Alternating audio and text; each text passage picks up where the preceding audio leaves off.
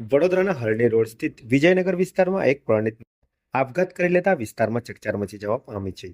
ઘટના Varasiya ring road પર આવેલા વિજયનગર માય મંદિર પાસે બની હતી, જ્યાં મહિલાએ મંદિર બાજુમાં આવેલા વડના ઝાડ સાથે દોરડાથી ગળે ફાંસો ખાઈ જીવન અંત કર્યું હતું. મૃતક મહિલાની ઓળખ ધનસાબેન હસમુખભાઈ ચુનારા તરીકે થઈ છે, જેઓ નિધિ ફ્લેટની પાછળ કાલકા માતાના મંદિર નજીક રહેતા હતા.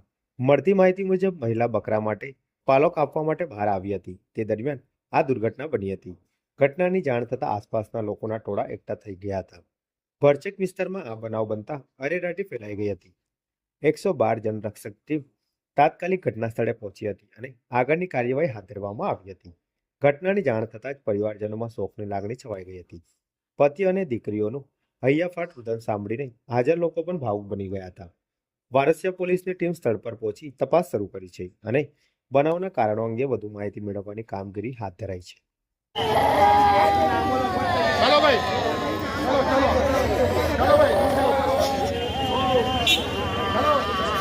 આજરોજ વિજયનગર હરણી રોડ પર આવેલ માઈ માતા મંદિર પાસે વડના ઝાડ પર એક અજાણ્યા બેન, જેઓ વિજયનગરના જ રહેવાસી છે, ચામુંડા મહાકાળી માતાના મંદિર પાસે રહે છે, તેઓએ આજે અગમ્ય કારણોસર ગળે ફાંસો ખાઈ અને જીવન ટૂંકાવ્યું છે. પાલો લેવા માટે આવ્યા હતા, જે વિસ્તારમાં મોસ્ટલી દરેક જગ્યાએથી પાલો લઈ આવે છે ઝાડ પર જઈને, પણ આજે ખબર નહીં કંઈક અગમ્ય કારણોસર તેમણે ગળે ફાંસો ખાઈ અને અહીંયા જીવન ટૂંકાવ્યું છે. તેમના પરિવારવાળા પણ હાલ આવી ગયા છે અને ખૂબ જ આક્રંદ કરી રહ્યા છે. સોસાયટીમાં પણ એક દ્રાવક દ્રશ્યો ઊભા થયા છે કે જે વ્યક્તિ દરરોજે આપણા આંખોની આમને સામનેથી જતા હોય છે અને એ જ વ્યક્તિ આજે અચાનક કોઈ કારણોસર ફાંસો ખાધો છે.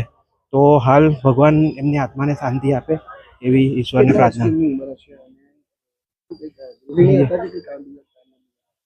તેઓ હાલ અમારા જાણવા પ્રમાણે હાલ તો એ ગૃહિણી જ છે, ઘરે બકરીઓને એ કરીને જીવન ગુજારે છે અને દરરોજે સવાર પડતા પાલો લેવા માટે વિસ્તારમાં અમુક જગ્યાએ જાય છે અને આજ રોજ તેમણે આ પાલો લેવા માટે આવ્યા હતા અને તેમને જીવન ટૂંકાવ્યું છે.